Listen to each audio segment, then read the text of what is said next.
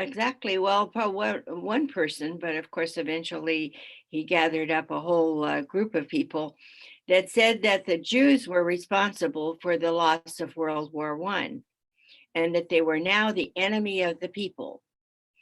And it was not in a vacuum that this all happened. After all, the leaders of the church had been telling people for 2,000 years that Jews were evil. So it wasn't that difficult to pass on this lie. Although many Germans had um, fought with Jews, and almost everybody that I knew in our family had a member that fought in that war valiantly and even got medals and promotions. And there was no doubt that the Jewish people in Europe were integrated and loyal and patriotic Germans, but the lie went on. And as these people who were doing this knew that if you tell a lie long enough and loud enough and often enough, people begin to believe it.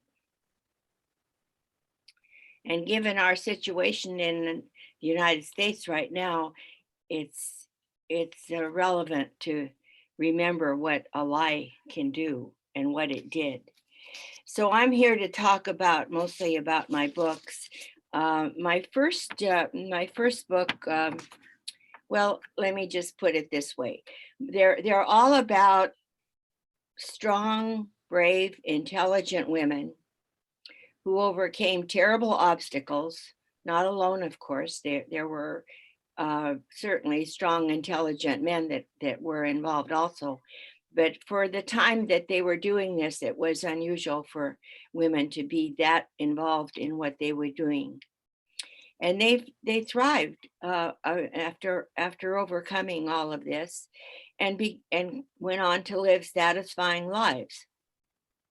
And I want to emphasize that that's what I was trying to show also in these books. The inspiration for To Survive Is Not Enough, my first book, was in 1962 when I was at the Seattle World Expo. And we were standing outside the tent, or the pavilion. Well, they were tents, some of them. The pavilion for the Israeli pavilion, right next door to the Saudi Arabia ones. The people that put together the expo put all the Middle East countries together. And so Israel was next door to Saudi Arabia, and we just came out of that one.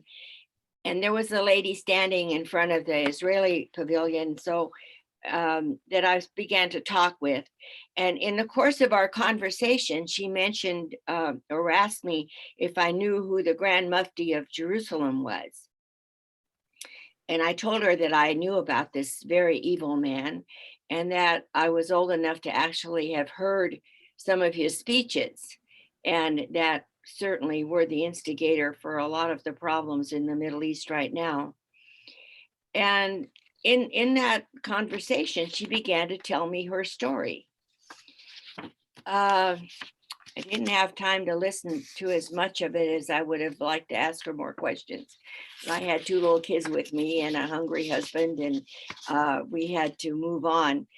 But it was interesting how much of it I did gather, because 50 years later, I dreamt about her. It was like she came to me in a dream. And I got up in the middle of the night and I started writing. And it was as if she were dictating the whole book to me. And I just began to write and tell her story. In the course of that afterwards, I did some more research on the Grand Mufti of Jerusalem. And all the historical events that I mentioned in the book really did happen. And he was a very evil man. He had come to Berlin, and he was a good friend of Hitler's, and they were going to, and they had actually a whole brigade of Muslims in Europe that they were going to help them fight in North Africa. And it was, you all have access to the computer, so you can, if you're interested, you can definitely research that. The Grand Mufti of Jerusalem was one of the main players in this whole scenario, especially in North Africa. So then I wrote another book because I wanted to emphasize that there were people that helped. And I had heard a lot of stories by then. I'd been a speaker for almost 40 years, and I'd heard a lot of stories about, of course, all of the people I met had been rescued, right? And so they gave credit to a lot of people that helped them. And let me emphasize that none of us that escaped or survived the phenomenon that was the Holocaust did so on our own. Someone helped us. Someone helped us survive, whether they gave us a piece of bread, which was not legal, or whether they hid us or helped with transportation. But we all had to have help from somebody that was not Jewish and that actually risked their lives to help us, because it was very dangerous to be even nice to a Jewish person. I tell about some of that in this book and about my subsequent book also. They Will Not Be Forgotten, which starts out in Greece. Actually, it's a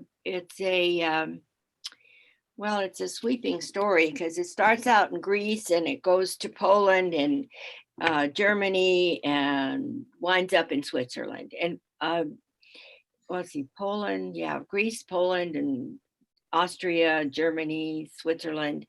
The people involved were all over Europe because that's the way it was in those days, where people were swept away and taken to all kinds of places. But it's actually based on stories that I heard, like I said, and also my mother's story, because my mother told me a lot about what it was like to be a young woman in 1910, for example. It was very difficult. She worked in an office, and men haven't changed over all these years. Then also the political situation in Europe at that time was very difficult also. There was a competition between England and Germany to get Greece to be an ally. There's politics involved also, but it's mostly about how people acted towards each other. And the thing is that I investigated some of the culture of brutality that was actually, it flourished beneath the German. Well, Germany was considered a high-minded, civilized country. But like I said, after reading a lot more of the literature, I found out that it was just a veneer, and underneath there was brutality from schools, anywhere, on the street. People were brutal to each other, even at home. But again, that's where I tried to show that there were decent people, and I wanted to emphasize that. And my last book is a memoir. We chose survival, and I was a little bit. Some people were critical about, a lot of people would have liked to survive, but surviving was a real choice, like for my mother and for my family. I tell about what it was like to live, like Jeffery said, in a democratic Vienna, Austria. And then overnight, we were engulfed in a fascist nightmare. In Austria, it was a little different than other countries. There wasn't an army that marched in, or even like in Germany, where the government started making laws a little bit at a time. By the way, I just found out recently that the Germans actually sent a delegation to the Southern American states to find out how they had implemented their segregationist laws and how they were able to control and marginalize Black people. And they used a lot of that information to pass the Nuremberg laws that were based on these laws from the southern US states. So like I said, we went to bed one night and woke up the next morning and we're living in a fascist nightmare. It was like the Twilight Zone. You know, you all of a sudden you wake up and it looks like you're on another planet. And for my parents, it must have been exactly like that, because one day they were Austrian citizens and were able to participate in everything. And when in the next day they woke up and they couldn't go anywhere. No restaurants, no coffee house, no theater, no opera, nothing. You could not go there, even to their hiking club, and they belonged to a sports club. All of this, no Jews could go there. Sort of like it's been with this epidemic where we can't go anywhere for a while. And that's why there were some people that wanted to equate what was happening here with those days, and it's not quite the same, but it was like that. Jews could not go anywhere. And one of the worst laws was that Jews were not allowed to assemble more than 5 people at a time, which meant that a lot of Orthodox people and certainly religiously observant people could not even get together to have a service, because in Judaism you need 10 people to do some of the services that you do religiously. So it was very it was very intrusive on all our lives. It was like another planet. So we chose survival is actually, I dedicated it to my mother, who was the one who saved our lives for sure. And I couldn't say enough about how brave she must have been. And as I say, I detailed a lot of that in my book. And I really need to say something about the end of my book. When I got to the United States in 1940, there were hardly any foreigners in this country, and there was no empathy, or understanding of any kind for people that were destitute refugees, and we were refugees. We came with nothing. Very different from immigrants, people who plan to go to another country. They come with some resources and possibly some of the language. Refugees are people that have to go somewhere where they may not even know the language.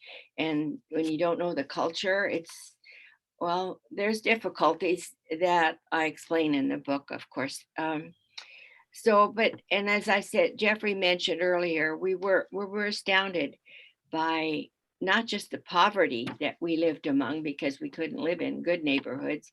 We lived in very poor neighborhoods. And some of these people were, how do I put this?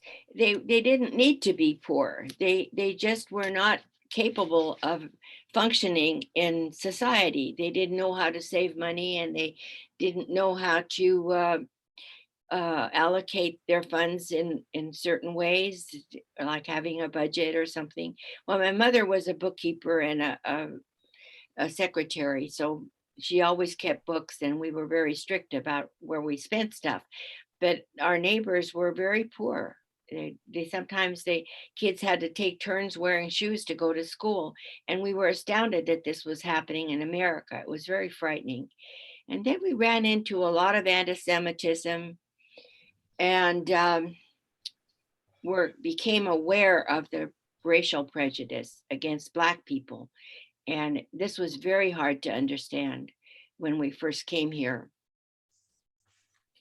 So eventually, my family and I wound up in the Northwest. I grew up in Longview, Washington, a little lumber town, where we also ran into a lot of anti-Semitism. And I finally bought a house. So we finally bought a house in Seaside, Oregon, little town on the coast. And I consider the Northwest as being home, although right now I'm in California, but the Northwest is home for me. And like I said, my books are available because I had about 4 or more book signings that I was going to do all over in Portland, Oregon, and in other places here in California. And I never got to them. So I still have the books, and I'm not in the book business, selling business, but if anybody would like a book and order it from me, I would be happy to send them one. Maybe Jeffrey can put my email on later, and somebody could let me know if they want books. They can just let me know. Ruth, if I can ask, maybe you can put the 3 names of your books in the chat after you've finished your presentation. Yes, I will do that. That'll be a good way if you can share what your books, the book names, so everyone can pick them well, up. they're available, and I was told by some of the booksellers that I'm familiar with, and that if I mention Amazon, but they'd rather I don't, which I did. And they're available at bookstores. Yes, all of your books are available on Amazon. All you have to do is go on Amazon and type Ruth Lindemann, and boom, your books are out there. It behooves me to stop now, and I think I was still short of the time that you allotted, and but I'm done talking. So later I can answer questions. Thank you, everybody. Okay, well, it's terrific. Okay, we're going to be moving on to Ursula DUBA. And Ursula was born in Cologne, Germany at the outbreak of World War II. She is not Jewish. Despite an elite education, she was only at the age of 19 during a trip abroad that she learned about atrocities committed during Hitler's 1,000-year Reich. That shocking revelation forever altered her relationship with her homeland. In particular, she set out to challenge what she saw was the mindset of the perpetrators as blameless victims of a generic war. Ursula wanted to know more about the Jewish population that had been targeted for extermination by the Nazis. Ursula spent a year on a kibbutz in Israel, where she met concentration camp survivors and learned many of their stories. She emigrated to the US in 1965. DUBA published Tales from a Child of the Enemy on Penguin, a collection of narrative poems about her encounters with Holocaust survivors and her experiences as a child and young woman in Germany during and after the war. In her first publicized book, in her just published book, which is last week, I believe, it's called Inherited Pain, of prose poetry offers a unique perspective and insight, again, as a non-Jew, into the lives of second-generation Holocaust survivors in Israel, Germany, and America, and is based on extensive interviews. Ursula continues to speak all over the world. So we honor your presence, Ursula, and you can raise your hand up there so everyone can see you, and I'll give the program over to you now. Thank you, Jeffrey. I want to also mention too about Ruth. It's a very powerful book, and I recommend it to everybody. I want to also mention that I didn't only do research on second-generation Holocaust survivors, but also on Germans born after 1945. So my new book is called Inherited Pain and Defective Genes. The defective genes, of course, refers to the Aryan concept that non-Aryans are defective and they needed to be exterminated. And I'm going to read from that manuscript from both sides. The first poem I'm going to read is called Music from Heaven. When she is in temple and someone complains about a fussing child, she wants to remind them about the time when children's voices were silenced, their breath taken away, literally, so as to save the lives of the rest of them, hiding from the Germans. She wants to tell all of those who don't want crying children in temple that for her, the sound of a fussing child is music, music from heaven.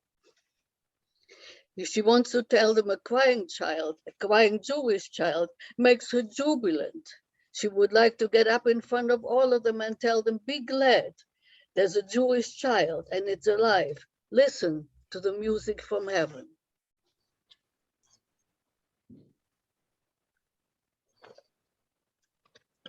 The next poem is based on a woman whom I met in Germany who was the daughter of Holocaust survivors and was born and raised in Germany, which was, I found the stories of the second generation Jews in Germany the most heartbreaking, because they first of all, there were not that many people they can connect with, and also because of the ongoing anti-Semitism in Germany.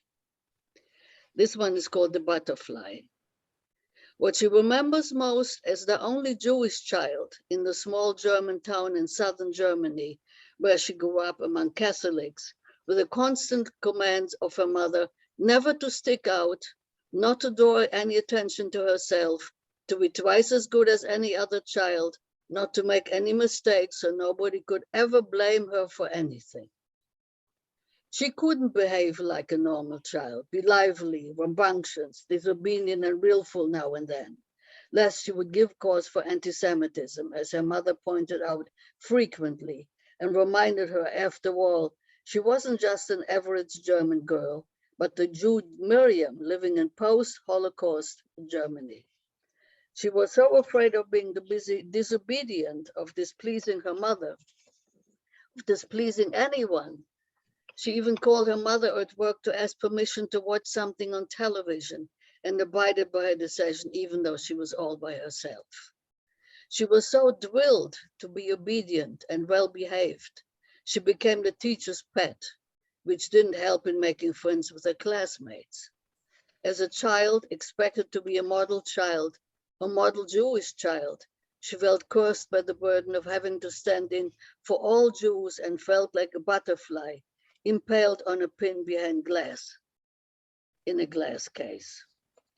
35 years later, now a dedicated teacher, she is scared of an anti-Jewish backlash when she hears of shady deals made by some Israelis or some Russian Jews now living in Germany, and doesn't consider Catholics, Protestant, and agnostics don't have to be concerned about the behavior of those who share their religious affiliations.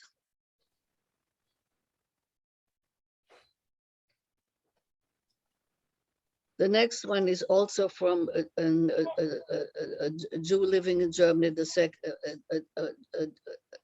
descendant of Holocaust survivors, and it's called $1.25. During a recent visit to Berlin, Herbert tells me both his parents were Holocaust survivors, had been born in Berlin, as were both of his grandparents, whom he never met, and their parents before them, going back to the 17th century. His father had volunteered to fight in World War I at age 17, had received a medal for his courage, but in 1943, they were deported to Theresienstadt and from there to Auschwitz. When they filed applications for reparations in the 50s, they were awarded $1.25 per day for wrongful imprisonment, which amounted to less than $2,000 for the two of them. $1.25 for wrongful imprisonment, Herbert repeats, with barely concealed rage, and then adds, he's particularly incensed at the word Wiedergutmachung, make good again, which Germans coined for reparations to victims of the Shoah, and tells me Germans often express that the Jews don't want to forget after all the money paid to them. His father's first wife, their two children, and his parents-in-law had been selected for the gas chambers within the first few days of their arrival, but his father had been deemed useful to work in a quarry with an iron ball attached to one of his legs. The former administrator performed back-breaking work 12 hours a day, 6 days a week for 2 years, even while having pneumonia with a fever of 103. At liberation, his mother was almost buried alive in a mass grave at age 24. Deathly ill with typhus, weighing 71 pounds, if it hadn't been for an alert nurse of the Red Cross who detected some movement among the heap of emaciating corpses. After arrival in Auschwitz, his mother had been sent to work in an underground munition factory for a year and barely survived the death march to Bergen-Belsen. She was hospitalized for an entire year after liberation before being able to return to Berlin. There, Herbert's parents met, married in 1948. Both of them are only survivors of their respective families, and Herbert was born in 1949. He goes on to tell me how terrified his parents were each time they received an official letter asking for this or that document, and how afraid they both were of the visits to the assigned doctors.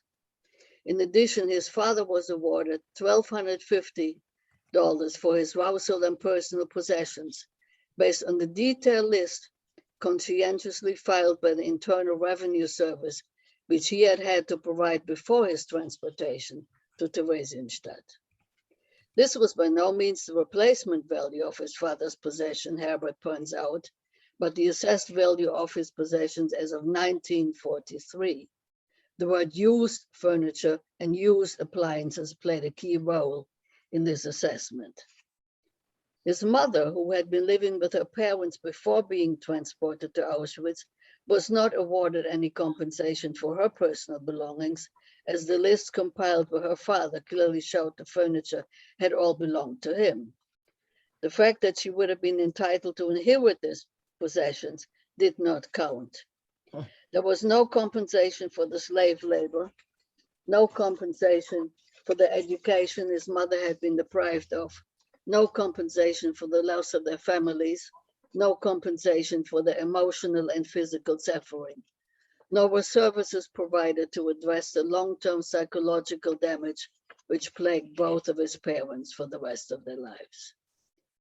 Then there were the required visits to assigned doctors who were to assess their physical disability in order to qualify for a small pension.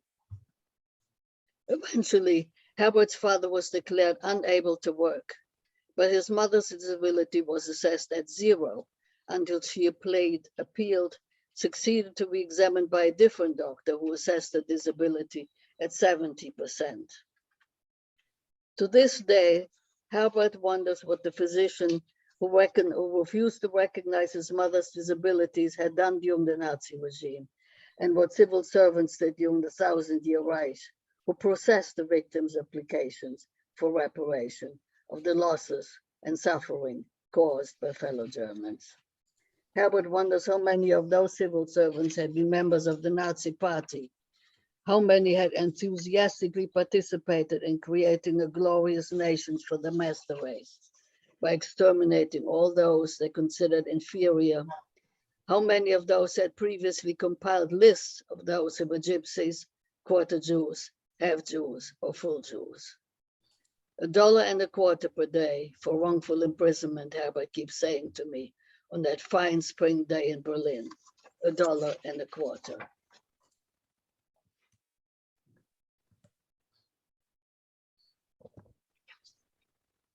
The following poem is based on a conversation I had with a non-Jewish German who tried to be cognizant of what had been done, but he couldn't, he still used words that didn't really give full credit to the horrors that were committed. So this poem is called Words.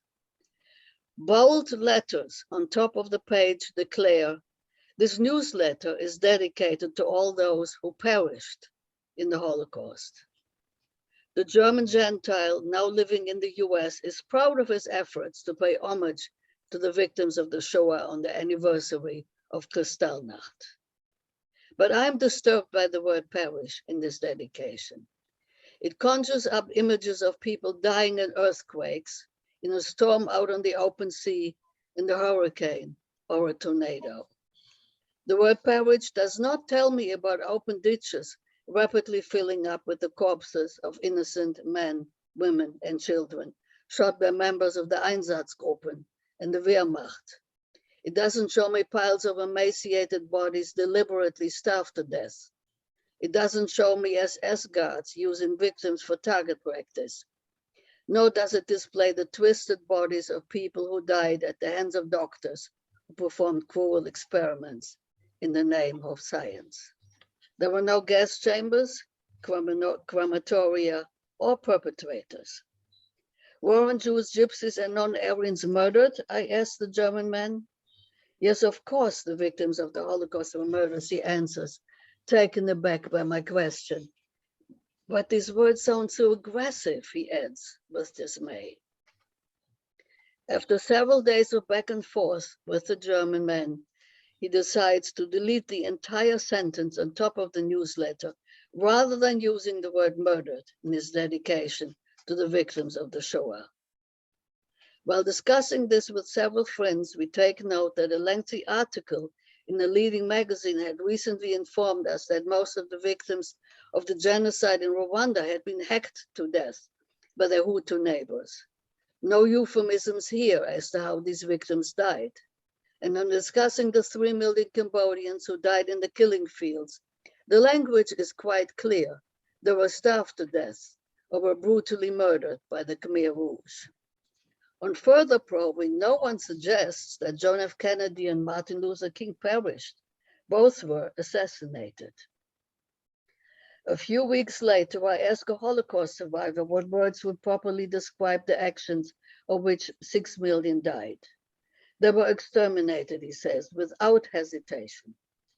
This word immediately reminds me of my first months in the United States in an apartment in Brooklyn and the discovery of cockroaches in my kitchen cupboards. Honey, my next door neighbor had told me then, look in the yellow pages under exterminator. Recently, I heard Mike Wallace of 60 Minutes refer to all those who were lost in Auschwitz.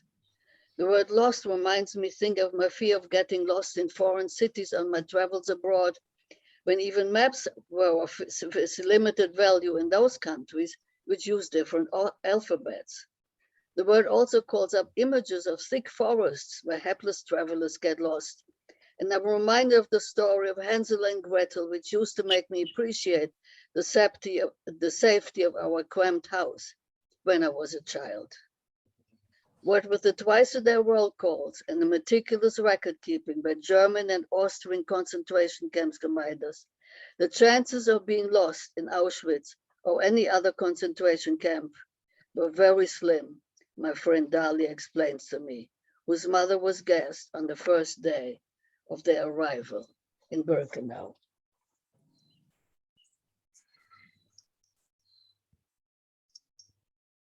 This next one is also based on a conversation with a German friend of mine.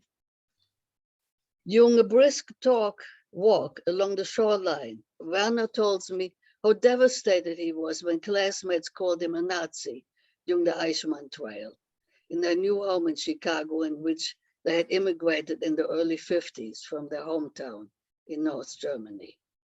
He was 16 at the time of that trial, had learned English well since his arrival in 1951, continued to be raised with pride in his heritage by his Nazi parents, even though their house had turned into rubble during World War II.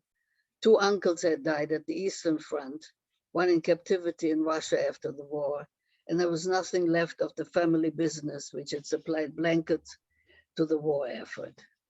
His father and mother looked with pride on their 2 sons and 2 daughters, all of them tall, blonde, blue-eyed, athletic. His father hardened himself with cold showers in the morning. Endurance was emphasized and crying not tolerated. All of them were spurred on to participate in vigorous and competitive sports. Let's show the soft Americans what Germans can do was their father's frequent battle cry, even though his father's pipe dream of becoming rich in America and showing off to his impoverished family backs in Germany was not materializing. One scheme after another had gone bust. Werner was ashamed of their shabby apartment, the hand-me-down clothes he had to wear. His parents had no friends, and he and his siblings were discouraged to bring classmates back home because his father was suspicious of all Americans, even the blonde and blue-eyed ones. After all, Americans believed in the melting pot, he told them. You could never know what inferior genes were lurking in their bodies. An insult to humanity, he used to call this mixing of people from different countries, and nothing good would come out of it, he declared frequently. Don't forget he used to lecture his parents, we are the master race and far superior to anybody else. He blamed Hitler's defeat on the conspiracy of world Jewry and on all those Germans who had not sufficiently supported Hitler in the 1,000-year Reich. When he came home from his menial job after washing down his schnapps with several beers, he insisted they listen to him when he told them of the ancient Nordic gods who hadn't believed in weakness and mercy. He instructed them that only the master race was entitled to rule the world, and that all others were destined to do their bidding and to obey them. During the Eichmann trial, discussed at great length on television, in the newspapers at school, Werner was horrified to learn about the atrocities committed by his people. He joined a peace group in college, broke with his father, became a teacher, devoted himself to many a worthy cause during the next 30 years. Eventually, Werner participated in a training program to teach hardcore criminals conflict resolution, spends most of his free time in a maximum security prison. I see his eyes light up when he talks about the bonds he has formed with those inmates, and hear his pride in having been able to help prisoners learn reading and writing, besides conflict resolution. I'm touched by Werner's compassion and caring for those prison inmates, but miss the mentioning of the victims of those perpetrators who had raped, assaulted, committed robberies and murders. And what do the inmates think of your work? I asked Werner. The tall, blonde, blue-eyed, athletic man stops his brisk walk for a moment and tells me, looking at me with pride and joy, they treat us like gods. The last one is called Heimat. I love my Heimat, the German woman declares with an air of defiance, using the German word for homeland, as if only the German word could adequately describe the true essence of her feelings for her home country. I love the language of Schiller and Goethe, she continues, but doesn't include Heine, Brecht, and Kafka among those who created great literary oeuvres in the German language. I love the German way of life, she goes on, the food, the landscape, Schubert's Lieder.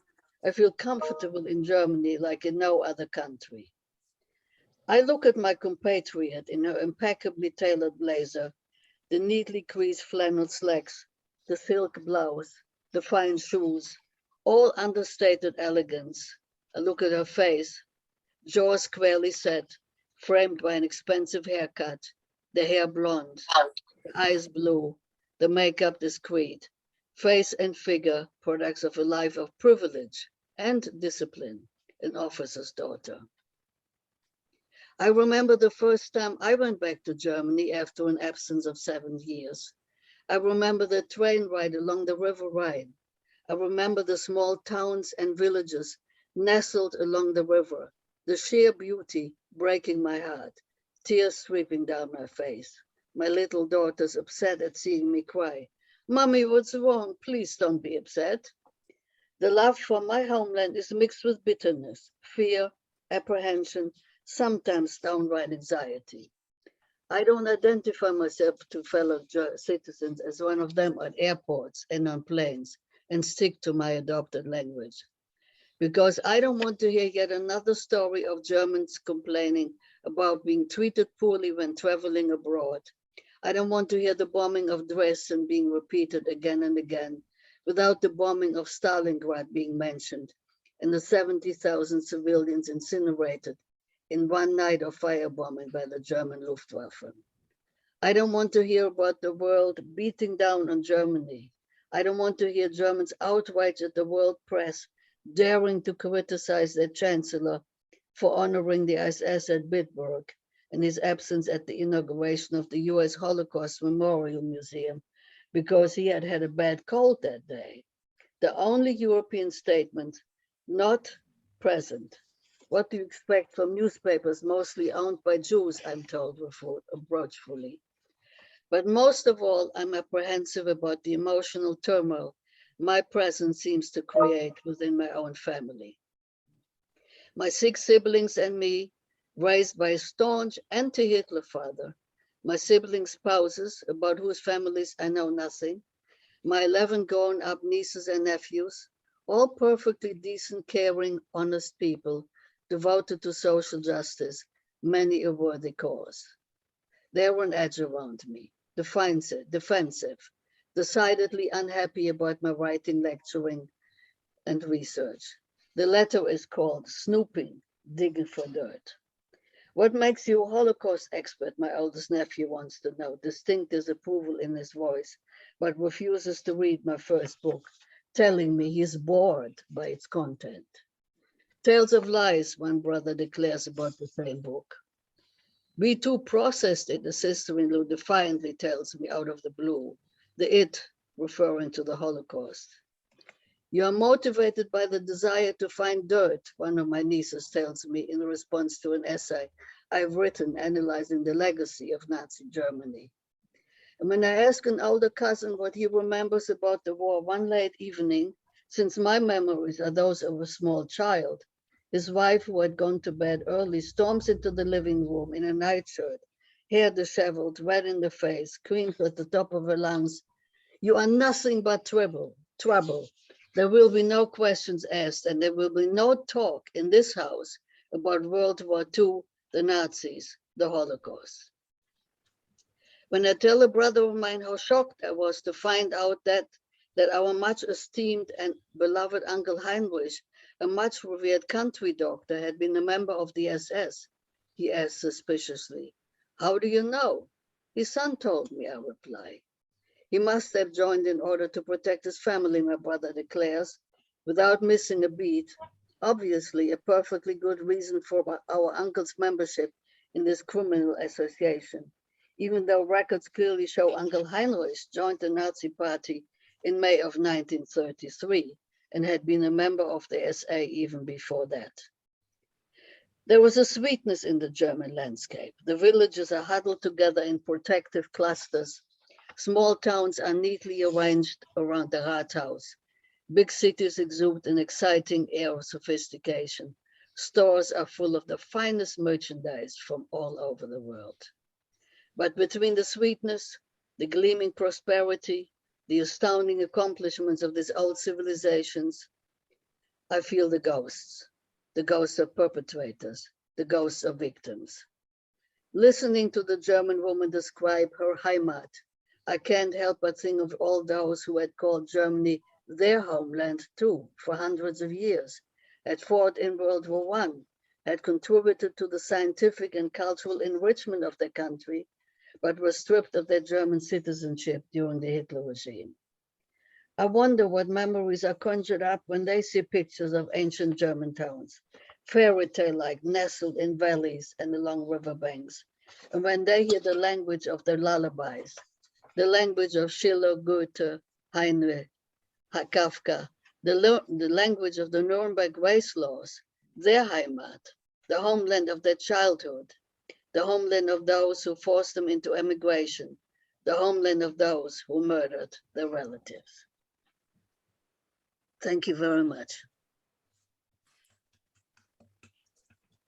Wow, that is, I think we need to take a step back and take a breath from this. And so I'm going to do what I do. I'm going to say hello to some people who I know personally. Hello, Anne, and hello, Judy. And I want to acknowledge Benjamin Midler, who's a survivor, who's with us today on the program.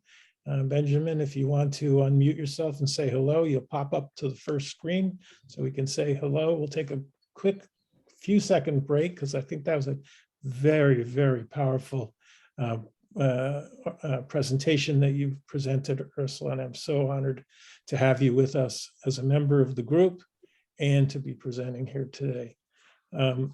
So I'm going to go on, and I'm going to move over to Joel, and I'll present Joel's bio. Joel POREMBA is a business attorney with 20 years of litigation experience in both state and federal courts. He represents small and medium-sized companies in complex business disputes. He's a graduate of Western State University College of Law and the University of California in San Diego with a degree in political science. He's the son of a Holocaust survivor, Nathan POREMBA. Stunned after hearing his father give his testimony to the Shoah Foundation Visual History Archive in 1998, it subsequently took 21 years and an inspiring trip to Israel for Joel to finally watch his father's video testimony. Determined, Joel subsequently sat down and further interviewed his father about the details of his Holocaust survival. Joel lives in Laguna Niguel, California, in Orange County. Joel is the author with a passion for helping his father to tell his story of resistance, making good on his bar mitzvah speech to one day tell his father's story. My name is Stasek Sertl. Explores Nathan POREMBA's life and survival in Poland before, during, and after the war.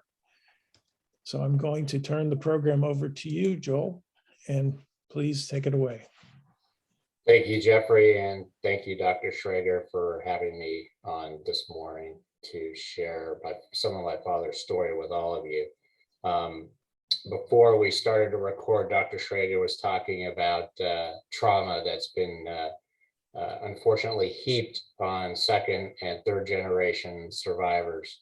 And my father definitely had survivor's guilt. He came from a very large family. Over 200 members of my grandfather's family were slaughtered in the Shoah, and dozens on my grandmother's side. And for most of his life, my father walked around wondering, why me? What did I do to deserve life when so many others did more or less and didn't make it? For me, as a second generation, I suffered from something a little different that I call birth guilt. I always recognized that if it wasn't for the Holocaust, I wouldn't have been born. What Polish Jew would ever have left Poland and come to the United States? And of course, I'm the product of exactly my mother and my father, and they met in Los Angeles. Krakow was unarguably the center of the Jewish world. It was affectionately known as Jerusalem North.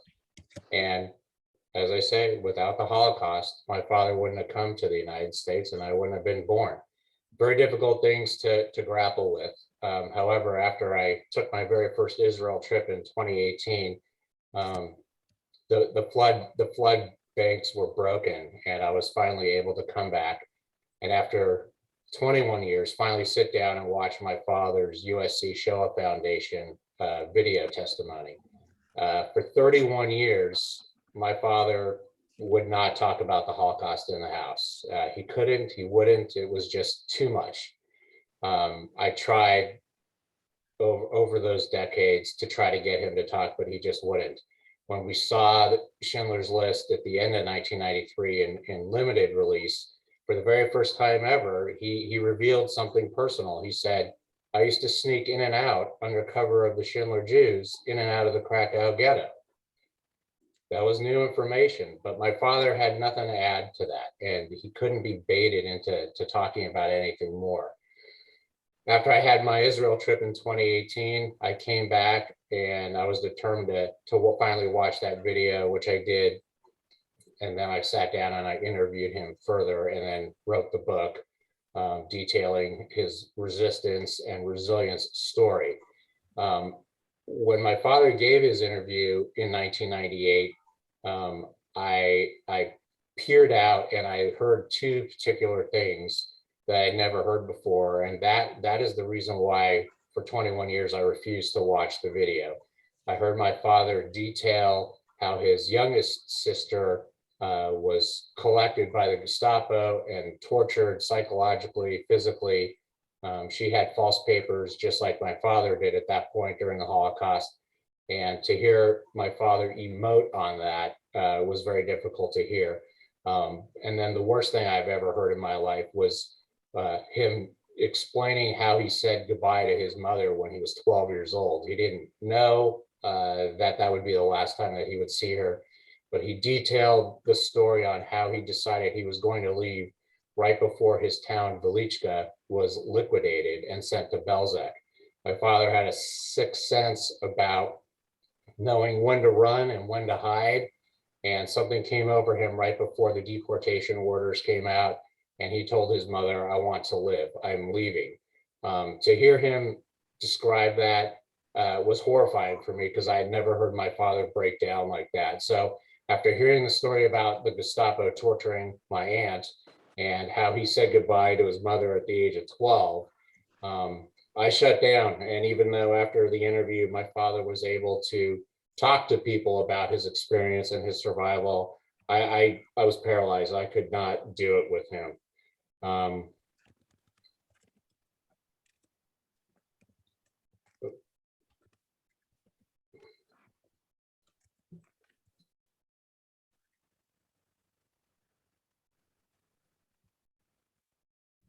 This is my father's family. Those are my grandparents on either side. And those are his three sisters in the background. And that's my father in the very front, and his youngest sister that survived with him.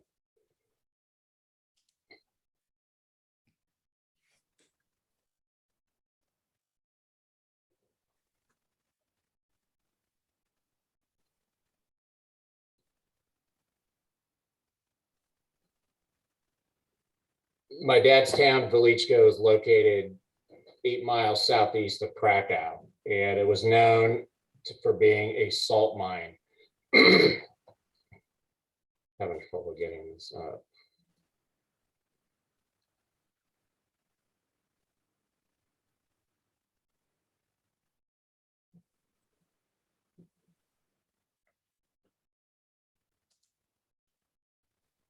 There's a picture of the Velichka salt mine. And this was the market square in the center of town in Velichka. And I wanted you to pay attention to the building and the steeple top, because when the Nazis invaded in September 1st, they got to Velichka on the 7th. This is an event that was actually photographed by the Wehrmacht, which was fairly common. They destroyed so much video and photograph evidence of the Holocaust, but thousands of photographs and video did survive. That's the same building in the center of Market Square in Velichka. And between September 7th and the 11th, the Germans engaged in a ritual where they would round up Jewish men and make them sweep the Market Square. And behind them, for all the Holocaust deniers out there, I highlighted all the German officers and soldiers that were armed and behind the Jewish men. And those are army trucks behind them. The biggest arrow on the far left, that is an SS officer with a black collar. This also occurred at the same Market Square between September 7th and September 11th, 1939. These are some of the scenes that my father witnessed. They would round up Jews, make them sweep, make them pick up horse dung with buckets, and mostly Poles surrounded the Jews and laughed. But my father witnessed this along with other Jews that were brave enough to see what was going on. This was also taken between September 7th and the 11th. Same Market Square, and you can see a German soldier cutting the payos off of an Orthodox Jew. However, this particular photo is September 12th, 1939. The local Polish authorities cooperated with the Germans and put together a list of 32 Jewish men they wanted rounded up to take out to labor. And this photograph was actually taken minutes, maybe hours before my actual grandfather was brought and put on a truck and taken to a forest. This was the very first time that my father realized that no matter what the Germans said, they were not to be trusted, because they announced they were taking 32 Jewish men out to a labor job, but it turned out they took them to a local forest, shot them, killed them. I blew this picture up because you can see on the far right, the Germans had rounded up yet another Jewish man. And you can see on the left, the soldier with the hands on the hips. It just kind of shows you some of the attitude. Fast forward more recently, this is the same center square in Wieliczka, Poland today. And it's the same steeple top, and you wouldn't know what horrors took place there. There's no plaques, no marks of what happened in the past.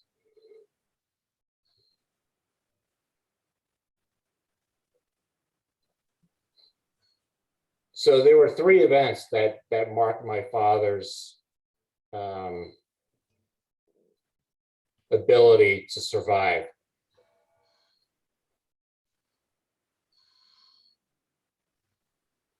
In 1935, my dad was 5 years old. My grandfather was a bus driver, and a national wrestling champion that was a well-known anti-Semite got on his bus, and he refused to pay the fare, looking to pick a fight with my grandfather.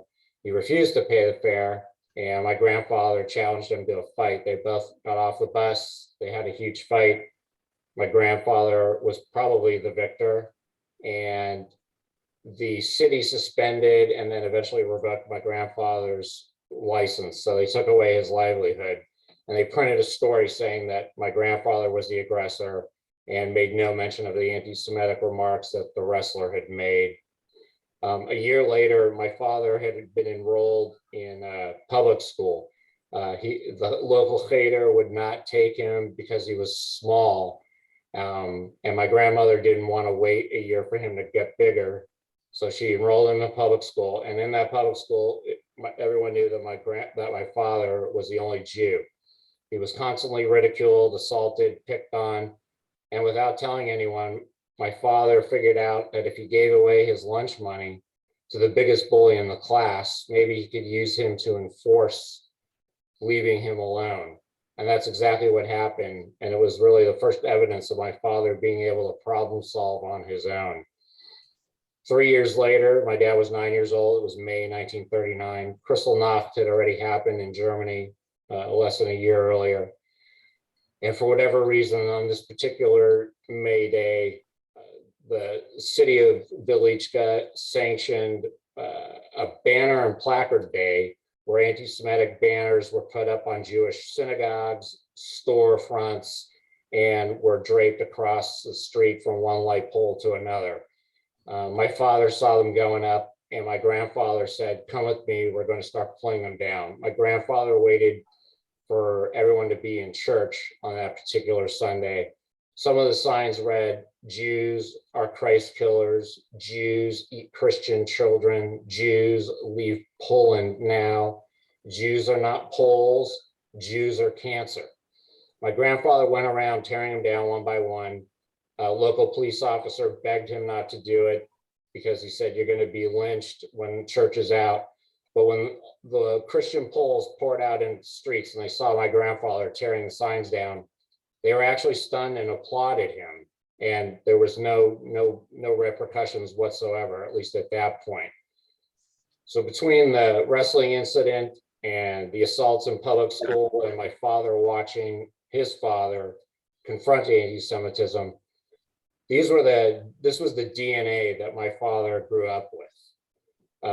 Once the war started and the Germans were in their town and my grandfather had already been killed, my dad was 9 years old. My father was just not comfortable sitting around waiting to see what would happen next. So he began to test his boundaries. And my father at that time in early 1940 was small of stature. He had fair skin, he had dark blonde hair and blue eyes. And he absolutely refused to wear the blue and white armband that became compulsory for 10-year-olds in Poland.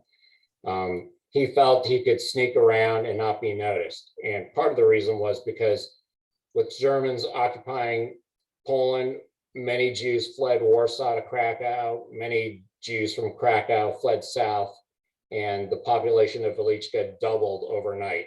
So it being a crowded town and my father being small and not quote unquote looking Jewish and without complying and wearing the Jewish armband, my father risked his life so that he could walk around and sort of test out how much he could get away with. He shopped for food for the family, which was illegal. He tried to peddle for whatever money he could make, which was also illegal for a Jew to do. But my father risked these things because at home was all his mother and his 4 sisters. And without any livelihood for my grandfather, since he had been murdered, there was really no other option. Unbeknownst to him, the Poles were building the nearby labor camp Plaszow, which was featured in the Schindler's List movie. Poles would come to the door, banging on the door. My grandmother would answer and they would say, "We need young Nathan to come out and help." And my father would always run to the back of the house. Anytime there was a knock at the door, he'd open the window, and when they would ask for him, he would slip out the window and run away. And these are the kind of things my father did the first 3 years of the war. He tested his boundaries. He didn't identify as a Jew, and he was trying to see what he could get away with. Unbeknownst to the world, the Wannsee Conference was had in early 1942. The final solution was put into effect, and there were all kinds of rumors about deportations and liquidations of ghettos. So my father felt like he was drowning and like the walls were closing in on him. And one day he said to his mother, I'm leaving. And he went to the local train station and went to Miechów, which was north of Krakow, which is where my grandfather's family was. He went in and out of the Miechów ghetto, sneaking in and out when there were guard changes and through the sewers. And he didn't really have much of a plan of why he was doing this or what, but he did not want to be in Weliczka because of the heavy German presence. And the Polish police were always on the lookout for Jews trying to escape. He received word that things had sort of calmed down, and he came back home. But once again, the rumors in May of 42 started to heat up about deportations. So he went to his mother and said, "I'm leaving, I want to live." So he took his youngest sister with him and took the same train route again, confident that he could do this because he had done it before. And he again went back to the Miechów ghetto, which ended up being liquidated just before he got there. Then he went to the Bochnia ghetto, but that had just been liquidated before he got there, but he hid there. Then he ended up going to the Krakow ghetto and hiding there for a while. My father knew that his world was crashing down on him. All the ghettos were being liquidated. He was running out of places to go, running out of places to hide. What was going to be his end? And he ended up running into distant cousins of his on his father's side who said, "We have 2 false papers, one for you and one for your youngest sister. This might be the way forward for you, at least for now." So my father was given the papers of a Polish kid who had died in early September 1939. So my father took on the persona of Staszek Serdel, and he invented on his own an entire narrative so that if ever stopped or questioned, he could explain how his parents had died and where his siblings were and have a whole backstory. So he would sneak in and out of the Krakow ghetto under the cover of the Schindler's Jews. And what he would do is he found a job at a local leather shop, and the shop owner understood him to be not Jewish, so that was the reason he hired him. But the Gestapo came by, and they were actually looking for one of the other workers, but it frightened my father. And the very next day, he told the shop owner that he just didn't think he was cut out for the shoe leather business. And did he know anyone in the countryside that might need help? So the owner actually said, "Yeah, there's a farm that I know that you can go to." So he took him to a farm in Babice, which is further north of Krakow. And when he got there, the farm owner said, "You're not a Jew, are you? You're not from the city?" And my dad said, "No, my name is Staszek Serdel." And this is where my dad stayed for the next 3 years, pretending he was Staszek Serdel, working on a farm. Unfortunately, he thought he was running away from danger, but he was actually closer than ever, because just up the road, a mile away, was an old World War I fortress that had been repopulated by the Germans. They had built it during World War I, and they required dairy products, milk, eggs from the farm on a near daily basis. And the farm owner said, "You're going to have to deliver it to them every day because I'm not going to do it." So my father just bucked up. He knew he was posing as someone he wasn't, and he just made it a custom and practice to not make a big deal out of it. And he interacted with the Germans almost every day, bringing them dairy. One day, a drunk soldier was there, and perceiving my father to be a Polish kid, and Germans did not like Poles, he started to pick on my father. And after an argument and a little bit of pushing and shoving went on, my father, in frustration, kicked at the ground and splashed mud on the German soldier's boots. The soldier beat my father and rendered him unconscious. This was considered an assault on a German soldier.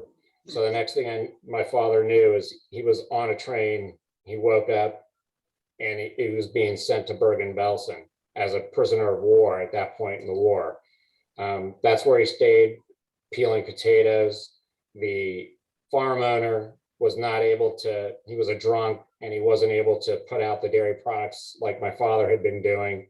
So he convinced the fortress commander to send for my father and have him released. The Germans felt my father had, quote unquote, learned his lesson. So they ordered him to release so he could come back to the farm and provide dairy products to the fortress. But he was accidentally sent to Plaszow, the very camp that he refused to help construct years earlier. The farm owner learned that my father was mistakenly there, and he once again complained, and my father was released and put back on a train to Krakow, from where the farmer picked him up and brought him back to the farm. This is where my father stayed for the last 3 years of the war. Before the program began today, we were talking about trauma on second generation. And aside from the fact that I always felt like I had birth guilt for having been born as a result of a tragedy, I could only think back to one incident that was actually unexplained when I was growing up. When I was 13, I was in the backyard playing with my younger brother and older friend, and my father came out to say goodbye because he was going to work for the day, and the three of us didn't respond. He then repeated, "Goodbye, have a good day, I'm going to work." And again, the three of us were too engaged in what we were playing with, and we didn't respond. My father turned to walk away, and as he was walking away, he said, "You would never have survived." And the three of us looked at each other. We knew what that meant, but we didn't really know why he said it. We were silent for a few seconds, and then we went right back to playing. I really didn't understand what that meant at the age of 13, why he would say something so seemingly cruel for having not said goodbye to him on that particular day that he was going into work. However, when I finally was able to muster the courage to watch my father's Shoah Foundation video in 2019, at the very end of the 4-hour interview, my father was asked to sum up and just kind of free think various emotions. And this is where some negative things came out. My father expressed great displeasure with his Polish neighbors for having helped the Germans round up Jews on September 12th, 1939, which led to my grandfather's murder. And at the very end, he said, "My childhood was stolen from me." And it finally made sense to me what that meant and why he probably said, "You would never have survived," so many decades earlier. My father didn't have a childhood like any other child of the Holocaust. My father was 9 years old when it began, and his father was murdered within days of the German invasion. He didn't see his mother ever again after the age of 12, and he certainly had no childhood. He had to survive it. And there he was looking at his son, 2 sons, and a neighboring friend, and we were having the time of our lives in our early teens playing, something that he didn't experience. I'll talk to you later. Yeah, whoever is speaking, please mute yourself. Thank you. So I'm sure the juxtaposition of not having his own childhood, and on that particular day, something struck a chord with him. And that's probably why he said what he said. I never followed up with my father about this. I didn't feel like there was anything to apologize for and nothing to forgive. It finally made sense to me after seeing his video testimony. I want to leave you with two quotes. One from Auschwitz survivor Primo Levi, who paraphrased a quote from Simon Wiesenthal, who had survived 3 different camps himself. Simon Wiesenthal went on to say, he went on to paraphrase how a particular SS officer would always taunt Jews held in concentration camps, and he would say this: "However this war may end, we have won the war against you. None of you will be left to bear witness, but even if some of you survive, the world will not believe you. There will perhaps be suspicions, discussions, research by historians, but there will be no certainties because we will destroy the evidence together with you. And even if some proof should remain and some of you survive, people will say that the events you describe are too monstrous to be believed. They will say that they are exaggerations of Allied propaganda and will believe us instead, who will deny everything and not you. We will be the ones to dictate the history." Well, this has been proven wrong, and I've tried to do my small part by telling my dad's story so that we could dictate what the history is, and as witnesses to the genocide and anti-Semitism and complicity by the Polish population. Rabbi Lord Jonathan Sachs of recent memory once described Holocaust survivors saying this: "The Shoah survivors are among the most inspiring people I have had the privilege to meet. Remarkably, despite coming eyeball to eyeball with the angel of death, despite the unimaginable losses each of them suffered, so many of them fulfilled the words of Moses' great command, Uvarcharta b'chaim, choose life. In doing so," Rabbi Sachs said, "they chose life not just for themselves, but for their children, grandchildren, and future generations." Thank you very much. That was a terrific presentation. And before we get to the Q&A, and we have plenty of time for it, I would ask all of you to, if you have questions, to put them in chat so Dana can pick them out and write them down. But I want to segue to what I believe is an important question for each of you. And I want to also enable Jackie and Benjamin to come in to this question as well, since they are survivors. And if there's anybody else on the program that I've missed who's a survivor, I want you to raise your hand or speak and unmute yourself.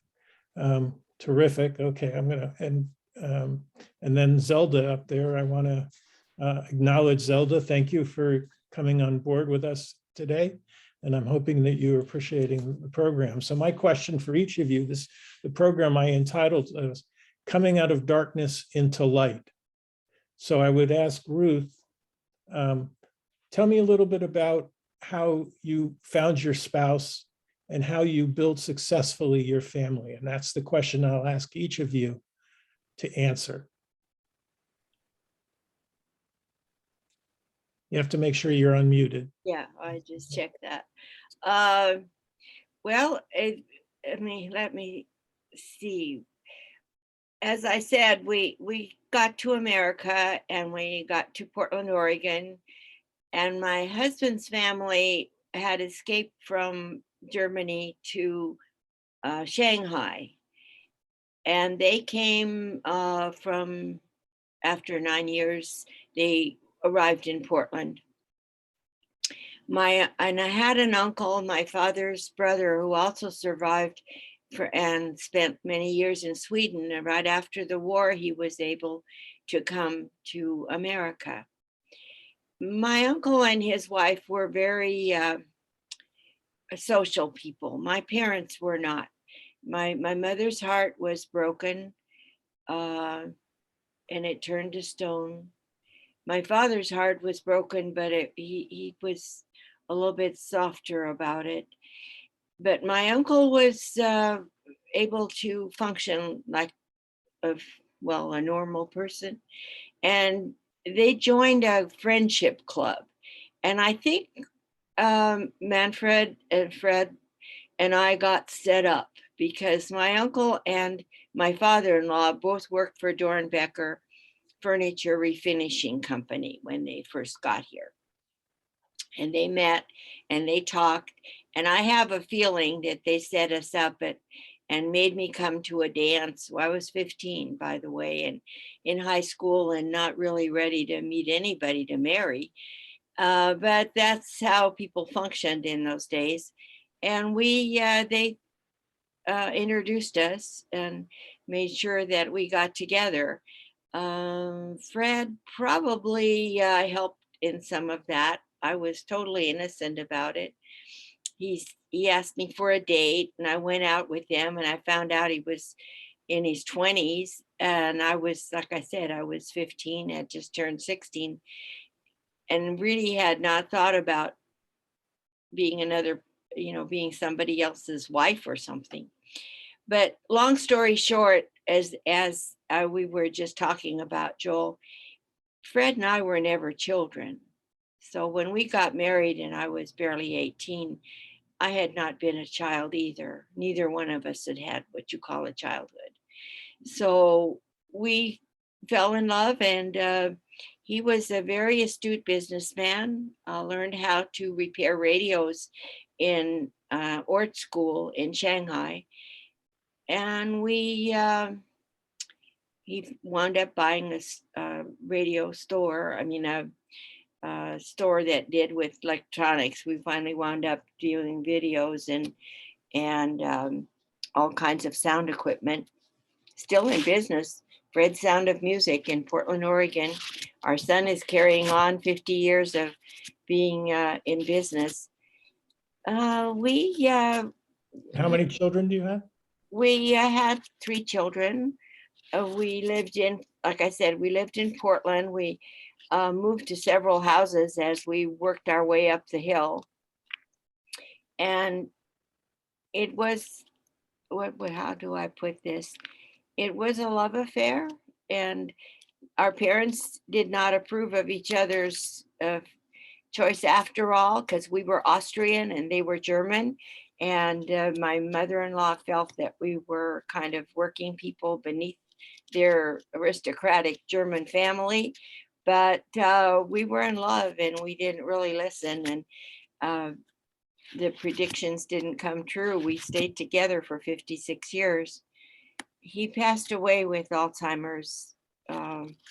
It's been almost 17 years ago. But our children there's my daughters I see are on this program, and they've. Where is she? Can you call her out so she can say something so we can see her? Well, there's Diana Lindemann and Tamara and Lindemann, and I don't see their pictures. I think they're. Well, there's one coming in there. Okay. It's raving down there. That's Tamara. What is the other one? And I think my cousin Sue, and I want to say that they have become leaders in Portland for a second generation group. Terrific. And have done a lot of very good things. And said, well, welcome. I was a role model, so that's welcome to the Lindemann family. So we have a great, and so let me go over to Ursula. I don't know your background as well, so maybe you can answer the same question in your way. Well, I should probably start with 1965, but by that time I had married. Unfortunately, the union didn't last. My father-in-law was a Holocaust survivor via Siberia. He had escaped from Romania to Iran and was taken prisoner of war by the Russians. And when he came back, my husband didn't know his father until he was 7 years old. He was really a broken man. And it was a complicated marriage, which didn't last, unfortunately, but I have two beautiful daughters. And then eventually I met someone else who was a Holocaust survivor of the Warsaw Ghetto. And we had a wonderful union. He passed away 4 years ago. And what do your daughters do? I have one daughter who is a paralegal and another daughter who is an attorney. Nice, very They're nice. both very successful. I have 3 grandchildren, 18, 15, and 14. We And forgot to ask you, Ruth, how many grandchildren do you have? Well, I have 3 grandsons and 2 step granddaughters. And one of my daughters, Tamara, is a teacher, and I can't say enough about how proud I am that she chose that profession. She just recently retired. And my other daughter is a property manager and has a grandson also. My one grandson was in the Army and he's now a nurse. And one of my grandsons is a photographer that has been very successful. And the other one, he does consulting, and I'm not sure what that means, but he has worked for some very important companies, and he does all his work on the computer. So My son is a that. my son is a partner in Boston Consulting Group. I have no idea what he does also. Yeah, So- it's mysterious stuff that he does on the computer. Wherever he's at, he's in front of a computer. It's very hard to get him away from that. But anyway, I'm very proud of the fact to have a grandson who's a nurse, and he's a surgical assistant, which is a very important job. And he has a young son. Well, Joel, let me ask you about your father and how he met your mother and the siblings. So You're prepared for the question. I am. I'm going to try to go back to this real fast. So this is what my father looked like in 1945 in Hungary, right after the war. In 1948, this is what he looks like in Brussels, Belgium. And in 1951, after the Displaced Persons Act was signed, he was on the SS Washington coming into New York. My dad was a really happy-go-lucky, warm, friendly man. To know him, to meet him, you would never have known what he had gone through. He wore nothing on his sleeve. There's a picture of him passing the Statue of Liberty, May 1951. He was in New York for 10 years and then came to Los Angeles in the early 60s and was introduced to my mom by an insurance salesman. And they married. They had myself and my younger brother. I became a lawyer. He became a dentist. I married. I have 2 kids. It was important to my parents that they send the 2 of us to Hebrew day school. And we did that from kindergarten to 9th grade. And I returned the favor to my own kids, sent them to Hebrew private school. And in this day and age, they took their own individual Poland, Israel trips. And my dad recently passed this past October. My parents had been married for 55 years. And my mom is still around. Can you tell us? Arnold Saltzman and Tamara had asked about my dad's sister that survived with him. This is a picture of her. She had false papers like my father did. She was the quote unquote other Serdell sister. She had papers that said Zosha Serdell. And she was placed in a home as a maid. And that's how she survived the last 3 years. There was no such work that my father was going to be able to get. So he was put in a leather shoe shop and then wound up on the farm as I outlined. But my aunt here, she ended up dying in the early 60s of uterine cancer. So I never did meet her, but she got by on the same false papers that my father did. Can you tell us a little bit about that remarkable trip that you mentioned to Israel? Has it changed the course of your life? It did. In no small part, it was due to it was a men's only trip by a group that sends Jewish wives alone and then sends Jewish husbands alone. And it was called Momentum, and it's run out of Jerusalem. The actual leaders that were there just broke down every wall that I had emotionally. As blocked as my father was for 31 years, loosened up by sitting down with the Shoah Foundation, something happened to me at the wall during my 10-day trip. I was at the wall 4 times, and I can't really explain what I felt, but with the leadership of the people that ran the program, and then in particular my rabbi, Giesener, who's a rabbi of a congregation in Irvine, he explained to me, Joel, you are not the product of a tragedy. You are not the product of the Holocaust. You are the product of your dad's triumph. You are the product of his resistance and not being afraid to confront and live. And that changed my point of view.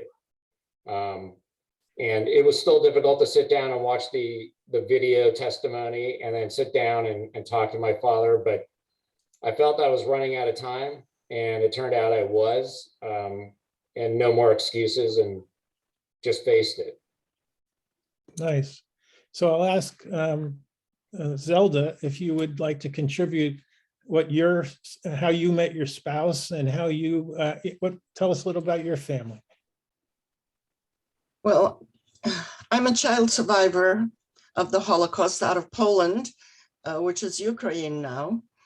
And first the Soviets took us over, and then the Germans came in, and we hid for a while because my father was a forester and knew a lot of people. Somehow we got out from the Germans after I don't know how many months, because by that time I was about 4.5 years old. And we wound up all the way in Siberia. So somebody mentioned about Siberia that you married Ursula, one of your husbands was from a family of Siberia. It was a very difficult survival as I look back now, but as a child, you kind of accept things. That's the way it is. Who are you going to complain? We lived with 500 people in a barrack. My parents worked in a factory, and we survived. Returned to Poland to the first station, where we were greeted with stones and jeers, Żydy nazad, Żydy do Palestiny, that we should go back or go to Palestine. We couldn't return to our homes. We didn't know the whole time of the war what was happening to the Jewish people. We had no way of knowing. Russia kept everything mum. We're heroes, we're doing everything great. And we wound up in Stettin, in a bummed out city, living in a bummed out building where one room existed with knocked out windows. My parents, see, I was lucky is that I survived with parents. A child alone could not survive. You had to have an adult. And wound up in a children's home. There were a few children's homes that were sponsored by different political organization. I hate to tell you that it wasn't next charity, but it was done like by Dror and Mizrahi and Shamir Tzayir and so on. But this is where really I discovered that there was such a thing as a toothbrush and a bathtub and so on. And eventually we got out of Poland because there were attacks against us. Every night there was an attack against the children's home where we were. We had on our windowsills bottles of sand and bricks as projectiles to hurl against the hooligan element that wanted to hurt us. And actually, I must tell you, and we talk against communism and Soviet, but the Soviets, if they hadn't been in Poland, occupying Poland, there wouldn't be a Jew left alive. I'm telling you this because I saw this, I experienced. Anyways, we got out illegally, crossed the border, and found safety of all places in Berlin, in a children's home. Then my parents followed, and we wound up in a DP camp in Stuttgart. And this is where I started my education at the age of 11 and waited for a quota and a visa to come to America because my father had 4 siblings that came to the United States at the turn of the century. And he didn't want to go to Israel, Palestine, Israel. He wanted to be with his family. And we came to Chicago in 1949. I was 13 years old and my life began. And like you said, Ruth, we were refugees. Even our American family looked down upon us. They didn't want to listen to what happened to us. Enough, you're here now, it's okay. And we struggled. Exactly. Right? Exactly, right? Nobody wanted to listen to us. And actually the Holocaust survivors were shushed for many years in Chicago until the attempted march in Skokie by the Nazi hoodlums that wanted to march, and we stood up against them.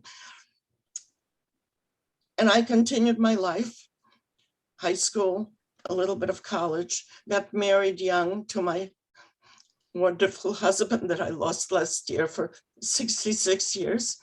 And I married another Holocaust survivor because we were not, we were the outcasts. We didn't have the clothes and the cashmere sweaters and the leather jackets.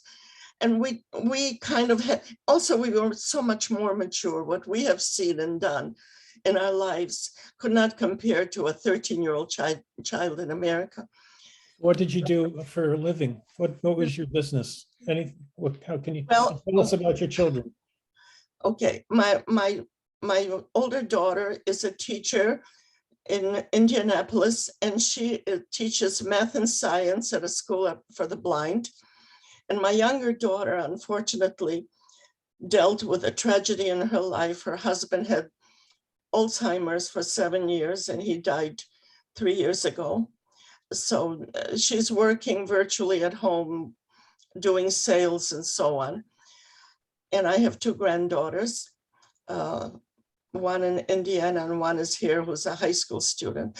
But what I wanted especially, the reason that I raised my hand is not to talk about myself, but what Ursula mentioned in one of her poems, that when they said that people died, and this is my strong stand always, when people talk and somebody perished and somebody died, no, they were murdered.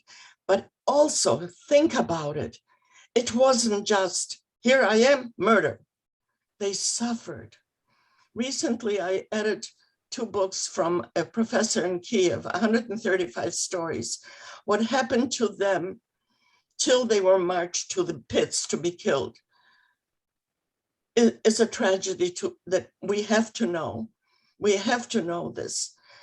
And it's very important that perished, died, disappeared, lost. No. Even the gas chambers, when you say they got off the train and they took them to the gas chambers and they died or they were murdered. But they suffered in those gas chambers. You have to understand that it's not only a word. So I don't want to short drift this, but I do want to go offline with you. I think you could be a program in its own with the topic that you're talking about right now. So I want to talk to you and we can do it. You're on Facebook, right? No, I don't go on. I came because Ursula invited me. Okay, so I'm going to send you my, look for my email address in chat. And I want you to write to me, okay? Okay, great. And now I want to ask Jackie if you want to say something on the floor. And then I want to ask Benjamin.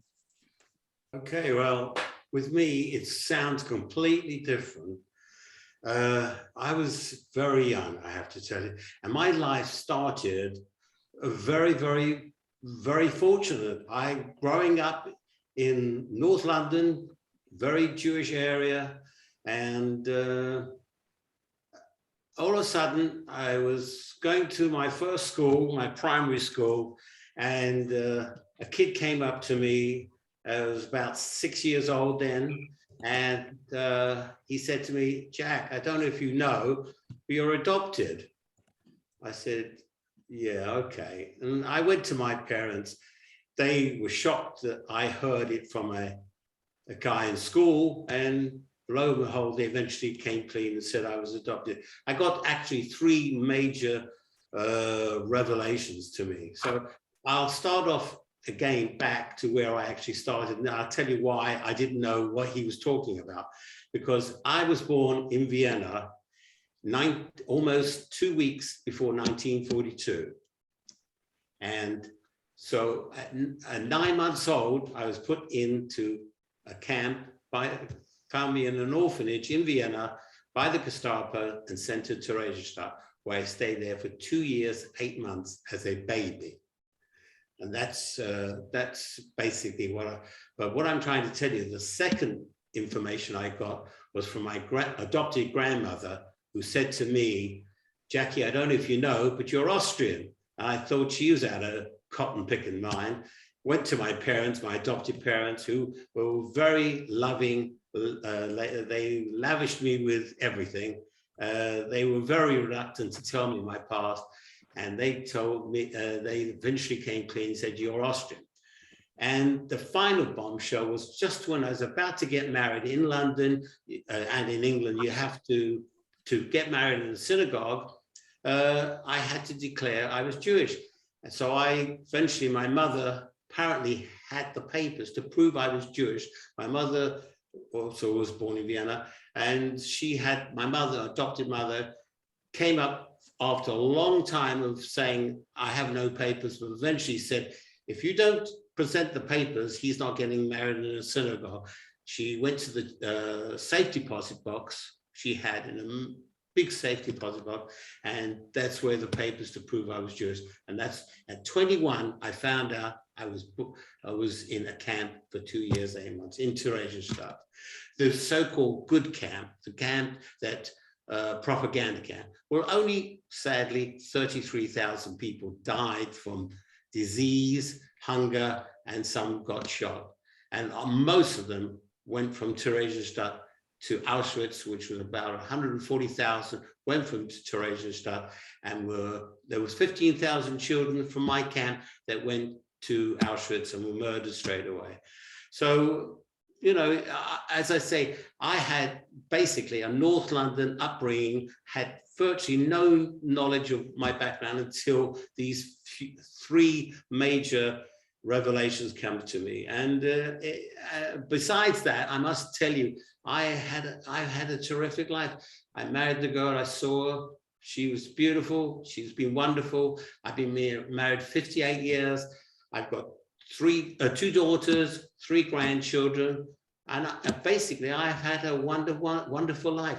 Obviously, I've had a lot of learning about my past. And as I've learned, it hasn't been easy. I have had, like some people say, survivor's guilt.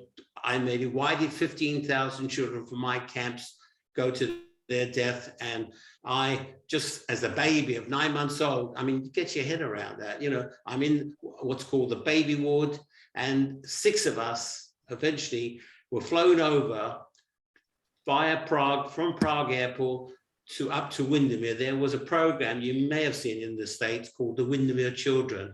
And there was 300 of us in Sterling bombers, not into aircraft. I was joking, we used to say, what about an upgrade? Well, they said, you're sitting on the floor. If you want an upgrade, you've got to sit on a box. That was my upgrade. So, you know, it's a completely different kind of life that your predecessors, speakers, and it was very interesting. I've got a lot more to say, but I think I want you to hold it, because it's a great segue. Both Jackie and Inga Auerbach are going to be presenting their stories during our Yom HaShoah series. So he will be on board with us on April 3rd in Zoom. And I want to go to if Benjamin Midler is still here with us, if you can unmute and come and speak. I'd like to give you the opportunity to talk about how you came to meet your spouse as well. Just to say, Jeffrey, I've got to go now because I'm going to have my supper. So it's really lovely to meet all you wonderful people out there. I'll see you sometime later. See you soon. So Benjamin, there you go. Benjamin, raise your hand so people can see you. And then please tell us about how you met your spouse and about your children. I'm a Holocaust survivor. I didn't have youth like everybody else. At the age of 11, when the war broke out, at age 13, I was in the ghetto. Age 15, I went to 6 concentration camps. When I was liberated, I couldn't go down in Poland. That's what I'm going to mention, what the lady said. They want to kill us. So I went on a Russian train to Russia, because all the Russian trains were going, army trains, back to the homeland. And from Russia, I went back to Poland, and I couldn't find my family. I went to Israel with the first immigration on the Aliyah bet, what they call it. They didn't let us into Israel because the British had a mandate and allowed only 1,500 immigration a month. So I was in Cyprus for 6 months. And then in Israel, I lived for 13 years. I was in the army, fought for the independent for 2 years in Palmar. In 1950, when I was released from the army, in 1950, I met my wife, Esther Shemtov. And in 1951, we got married. I was 70 years married. She's from Egypt. And we had 70 years, a wonderful life. I got 3 daughters, and 6 grandchildren.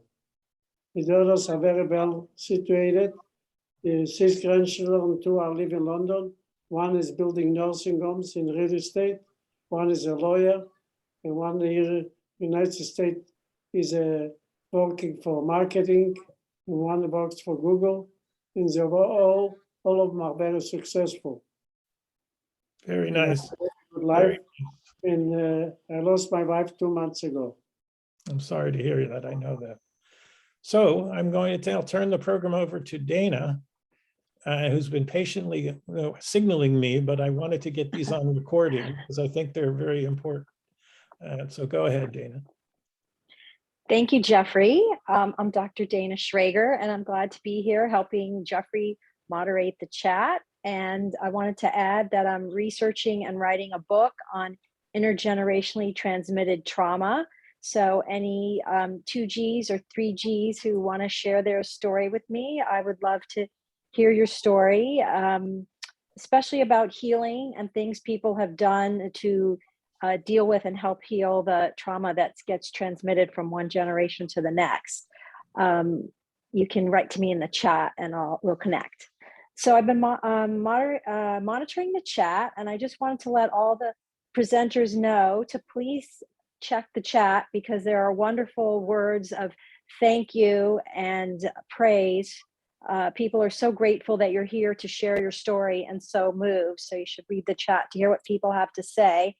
In terms of questions people have, also too, I wanted to add, check the chat because all the presenters' contact information is there, their email, their websites and such.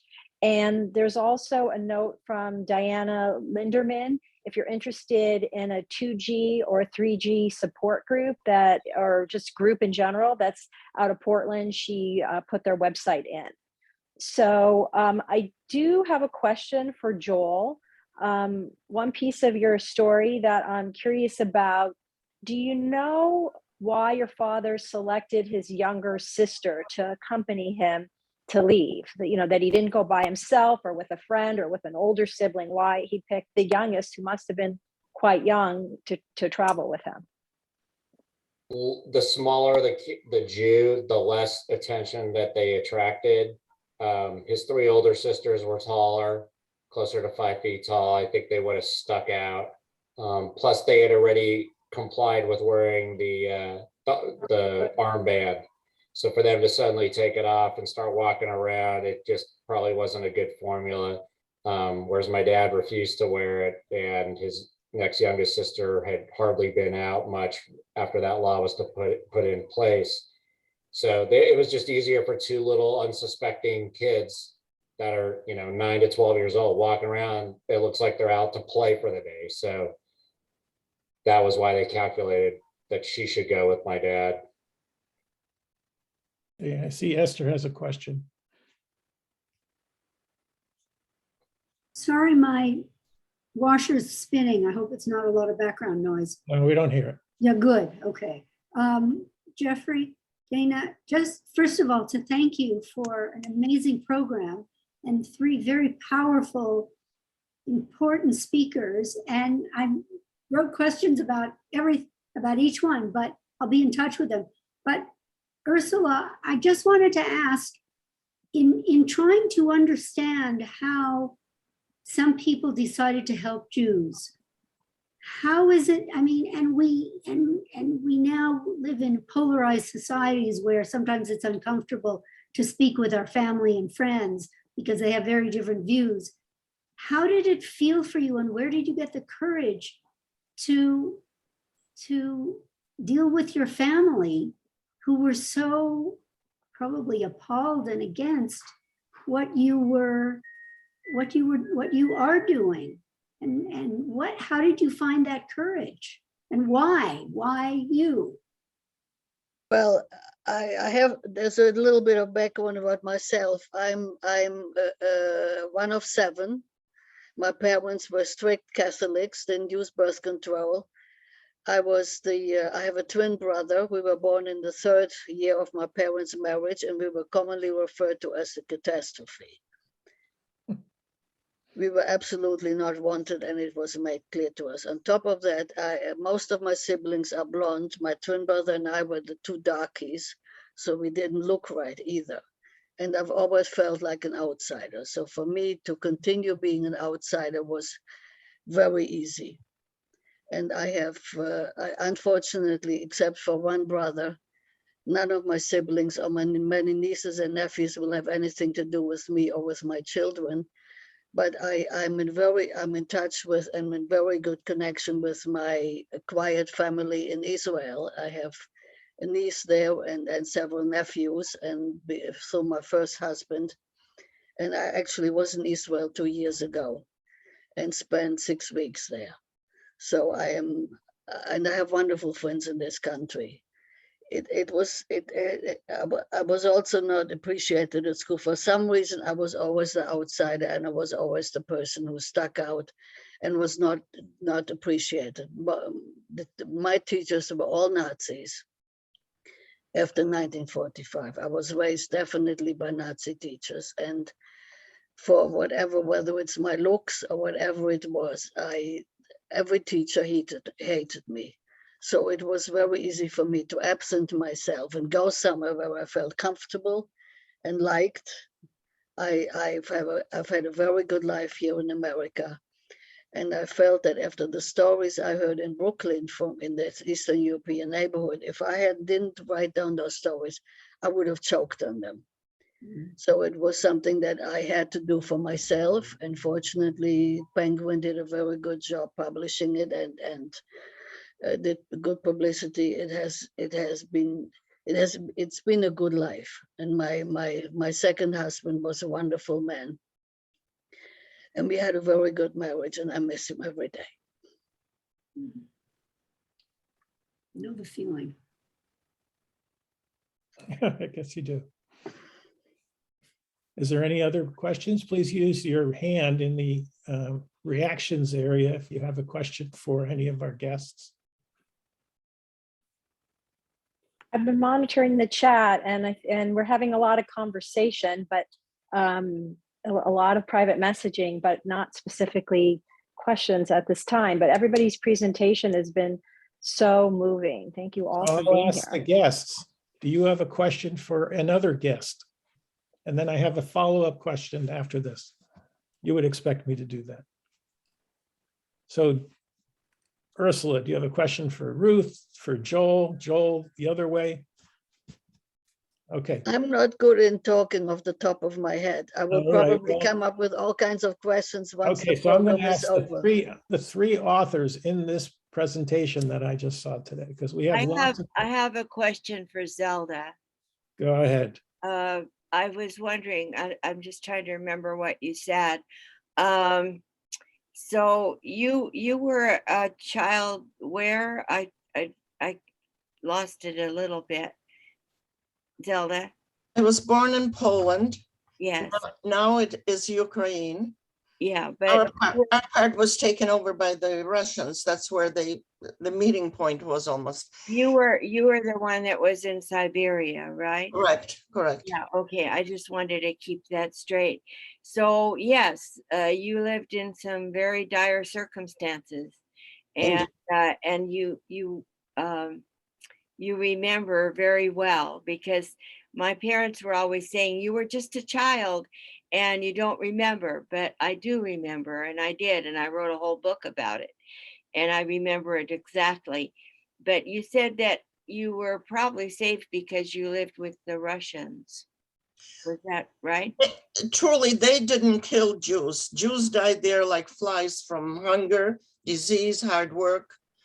But, you know, we were strangers in this country, just, you know, laborers. They sent us away to Siberia because we were foreigners. But when I say we, think of it that I'm now 4, 5, 6, 7, till the age of 10, that to live there.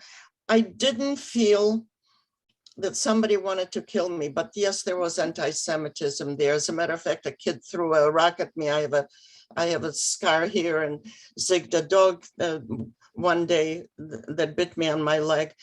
These things were there, but no, now, if you said anything against Stalin or against any leaders, or you were taken away in the middle of the night to the higher, further north Siberia, the gulags. Yeah. I think I answered your question. I'm not sure. Well, you were there until you were 10. And did you go to school at all? Siberia, I didn't have the clothes. I think I attended, maybe, we could have gone to school, but who had the clothing? I had one pair of panties and a dress. My mother used to strip me and wrap me in a old sheet in order to wash when she could. And she didn't wash, she boiled it because of the lice, to kill the vermin. Yeah, no, very little school, because in the winter, I didn't have the ability. My dad used to teach me the alphabet and the multiplication table, which actually now, if I have to multiply, I use Russian. Yeah, I think the alphabet in German, and I learned it when I was 5. My point is, I just wanted to have you reiterate some of this, because people are so worried about our children not getting the proper schooling for a year or 2. A lot of the people that I know didn't get any schooling till they were in their teens, and they've caught up. And Ruth, I want to interrupt you you're talking about schooling. Actually, my official schooling was in the DP camp at the age of 11. And at 13, I came to America with 5 languages. Yeah. So the brain can do it. 8 when I started school here, and the teacher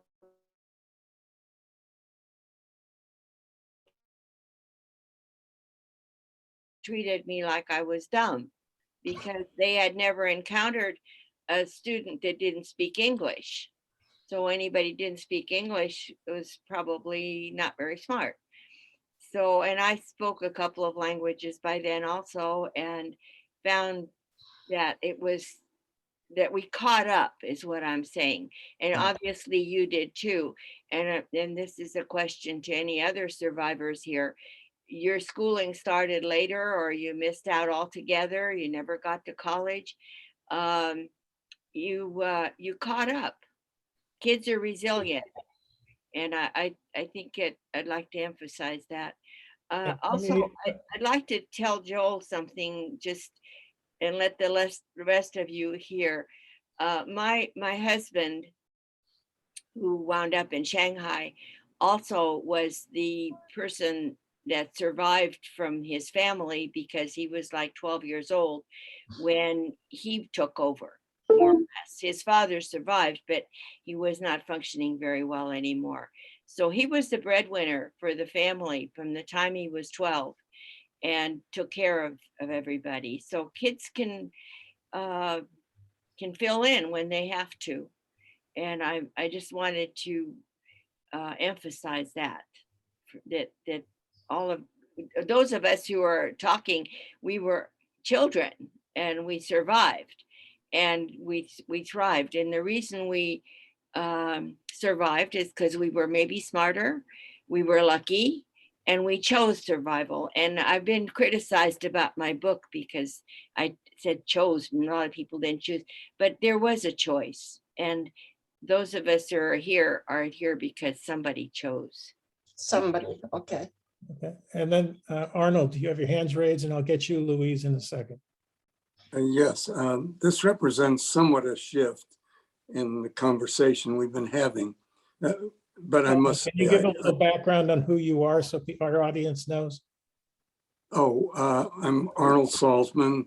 I was for a number of years the CEO, the director of the Jewish Family Service in Los Angeles. We developed a number of programs related to the needs of the Holocaust survivors, including the bringing together of children, second generation, with their parents, the survivors, because as Joel indicated, there was a lot of communication gaps, children wanting to know, parents not wanting to say, vice versa, not wanting to impact their children with the experiences they had. So I was very much involved in a lot of development of programs related to the Holocaust. My question is, and it may be more for Ruth, but I think the other presenters and others who are in the audience might want to comment. My readings have indicated that the Germans, the people living in Germany had warning signs, at least in retrospect. They could look back and see what Hitler was doing, what he was developing, and perhaps could have taken actions that might have in some ways altered what occurred. Oh, yeah, of course. So in retrospect, I'm saying, and I guess I'm looking at what's happening in this country. The big lie is being told. People are joining that big lie rather than separating themselves from it. Actually, I am editing a book for one of our survivors. And I came across this, that Germany had something like 700,000 Jews. And when Hitler came to power and started the edicts, I believe, if my number is correct, about 400,000 got out. But of course, those who had money and could go, in those days you couldn't fly, you had to take a ship and so on. And very few countries took you in. Shanghai was one of the places where you could go without a visa. Yeah. Yeah, well, people did not believe. I heard my parents arguing even the night of the Anschluss, by the way. Oh, it's going to blow over. Austrians aren't going to act like Germans. It's going to blow over. They just couldn't believe it. And that was one of the main dangers. They did not believe what the Germans were saying, and the Austrians, who were also saying that they wanted to kill all the Jews. They said it. They said it out loud. I wanted to say something. I usually don't put my 2 cents in here, but my grandfather, Alfred Giesener, was a Berliner Jew. He lived there all his life. He never left Berlin. He didn't go into hiding. And he spoke to my father through a series of 16 letters that we have had translated, how he was a World War I distinguished soldier. He must have gotten a medal or something. And that he never thought that Hitler would advance on the Jewish or the German veterans who were also Jewish. That was how he stated it in one of his letters. And so he never decided that he could leave Germany because he never thought he was at risk until he was at risk. He stayed in Berlin. I have all the letters of how he was shuffled around, how they were starving, how they were forced into homes in Berlin with tons of people packed in there. And then he was deported in 1942 to Terezin, and he was killed in 1943 in Terezin. So the letters stopped in 1939 because the war started and there was an inability for Jews to be able to send letters. So I want to go back. Go ahead, Zelda. What I wanted to say is that the young people were the Soviets when the war in 1941 came to our area. The elders said to the young people, we had what they call bieżący, people that were escaping the occupied part of Poland because the young people were being taken away, never heard from again. So the families, the elders said, you get away before they come in or hide or something. Because when we'll be okay. This was exactly what they said to my parents. We will be okay, because when the Germans were here in the First World War, when they settled down, we were okay. They had an image that the Germans will not harm anyone because they were there before in the First World War.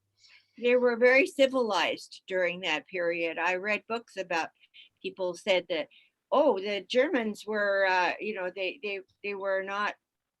They won't harm us, yeah. They were not a dangerous occupation. They were very civilized and very polite.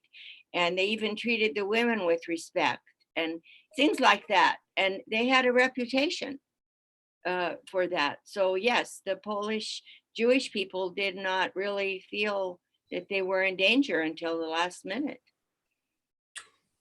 I guess because, the statement that was made, there are good people on both sides. Hearing statements like that caused me to feel deep concern about our generation's future, the future generations. And are we doing all we can to help this country recognize that this could happen again? We can only keep talking. And we do need to keep telling people the lie is dangerous, terribly dangerous. And I have Jewish acquaintances who are supporters of the lie. So it's very difficult because eventually they will get around to persecuting Jews, especially if the right people get into the government, because things are going to fall apart. And when things fall apart, the first people that get blamed are the Jews, because they're an easy target. Right. For generations, an easy target. Louise, I want to give you a chance to speak. Thank you so much, Jeffrey. This has been a wonderful, wonderful, informative program, and I'm very happy that I was able to be a part of it today. Wow, so many things have come across my mind. Why don't you give us a little background on yourself so everyone can understand where you're coming from? Oh, well, let me see. My name's Louise Charico. I live in New York, in Westchester County. And my first experience with understanding the Holocaust was as a child. My uncle was a liberator of Dachau, one of the sub camps there with the 12th Armored Division. And my uncle, who was just a regular GI Joe, who had a camera, took his own shots and later his own pictures that were not party pass around pictures, but that I was shown as I got older, because he wanted to make sure that everybody knew, just like what Levy said, Sunday people will tell you this did not happen, and believe it. And he instilled that in me. It's my father's brother. And I think he shared those with me because I shared a very strong interest in history at a very young age. And he felt that I would appreciate seeing those the most. And those pictures were very shocking, and it changed my life, the course of my life. And I've been very involved with studying tirelessly since a child. I could never stop looking away since then. And I'm 55 years old now, and I was 12 when he shared those photos with me. They were since donated. I've seen them as stock pictures on different different show, documentaries. There was no such thing as making copies of pictures. I have photostats of the originals back then. And have seen them, which makes me very proud that my uncle bear witness, and played a role in making sure that this was never that people knew this was real, So anyway, so my questions had changed a lot. I was going to, one of the comments I was going to make is, particularly for the mothers who allowed their children to go, what are the heroes of a lot of these stories, Joel's Joel's grandmother who allowed Joel, his grandfather or his father with the younger sister to leave. A lot of parents were very apprehensive, would not allow, could not stand to let their children just go, or to go into hiding, or they go and change their mind. Very, very difficult decisions, to make. Also, we're on the subject of, how important the warning signs are. Jonathan from the Anti-Defamation League just came out with a new book. If anybody hasn't read it, It Could Happen Here. And he's really sounding the alarm that we are in very big danger. And it's very important to not ignore the warning signs at this moment. And I read that book. I cannot, because my eyesight's not so well anymore, and I get very easily distracted. I downloaded the book on Audibles. I think it's a very important read, no matter how you read it. And he narrates the book himself, and he warns about how that we have to be allies with other groups, because it's not just the Jewish people that are in danger this time. It's all others, and very, very important that that we are stronger together, that we just don't focus, my group, your group, and we don't stand together. We stand, and divided we all fall. We're all gonna fall. So that was something I wanted to add.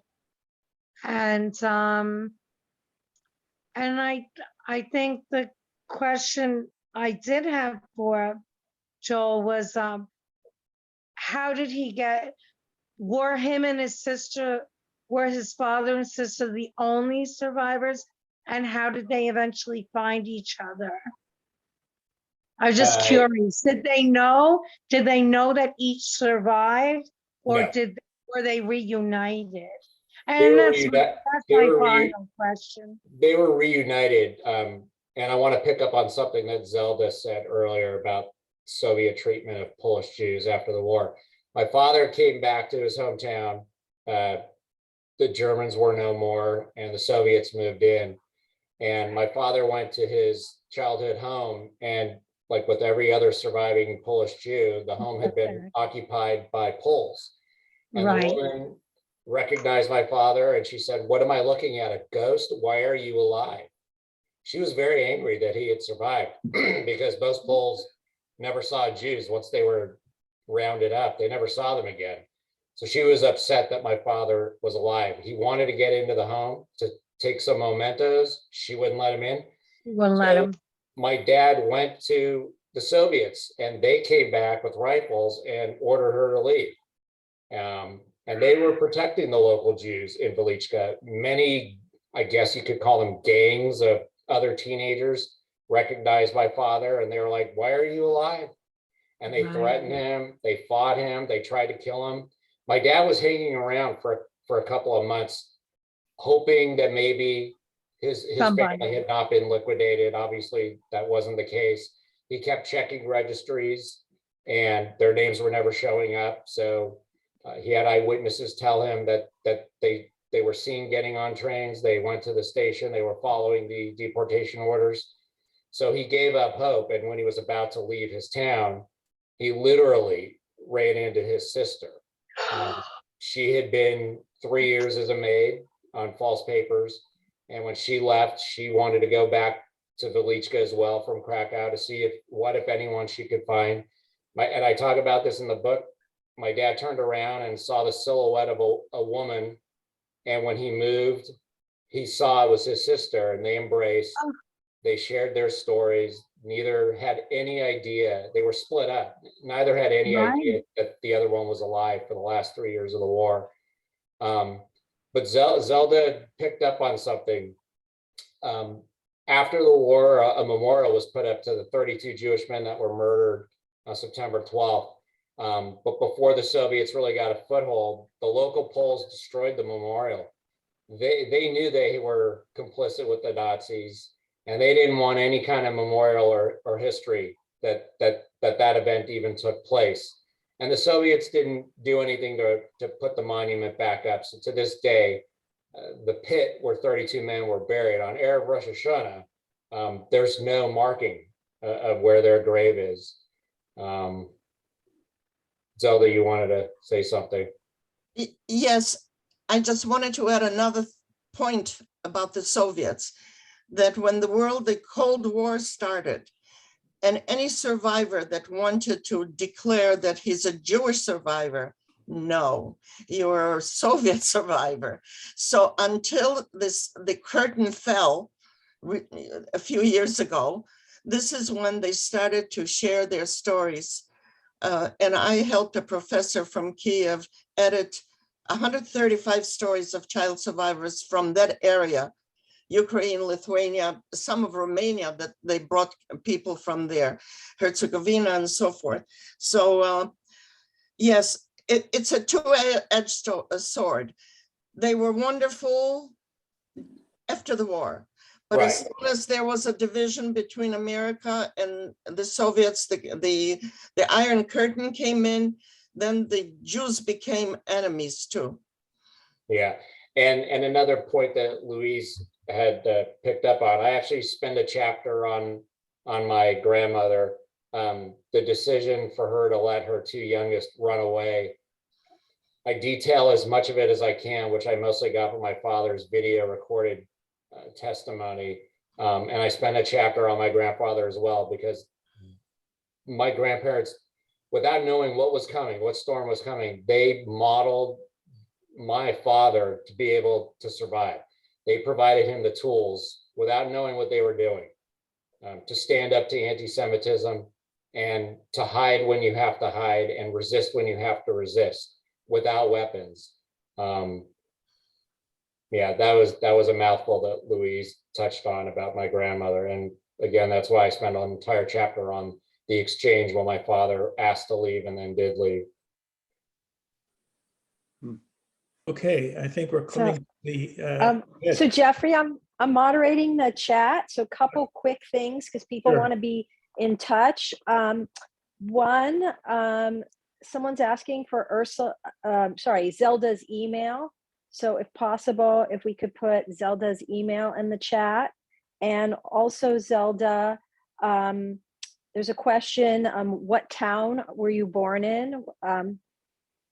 So those two questions, those two questions are for Zelda. And then Ursula, someone wants to know if your poems are available. They were particularly moved by two in specific and want to know if, Ursula, if your poems are available.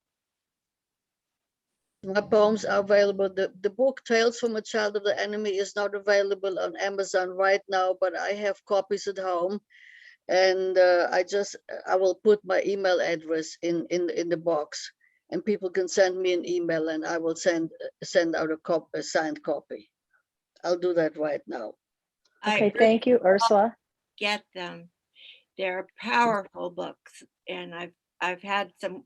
I'd urge Ursula send me some copies, and the teachers that I've given them to can't believe what they're reading, and they've had a powerful impact.